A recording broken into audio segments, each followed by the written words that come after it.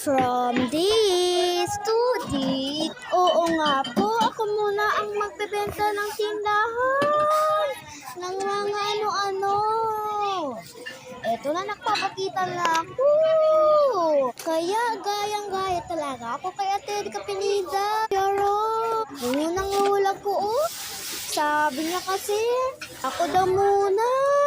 Sabi ko, oo. Para bang ako na ang may-ari ng tindahan namin. Uy, ang OA. Mag-voice over ka na nga. Mag-OA pa talaga. Nagugutom na ako. Gusto ko kasi bumili ng ice cream. Oo nga, may matcha flavor kami na lava cake. Sobrang ingay kasi dahil sa ice cream. At pag gusto nung bumili ng matcha flavor na lava. At nagpapakita na ako ng mga panggamit namin na gusto-gustong mga tao. Kaya may manga pa kami dito.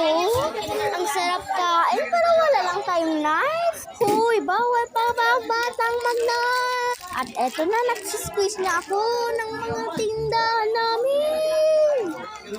Huy,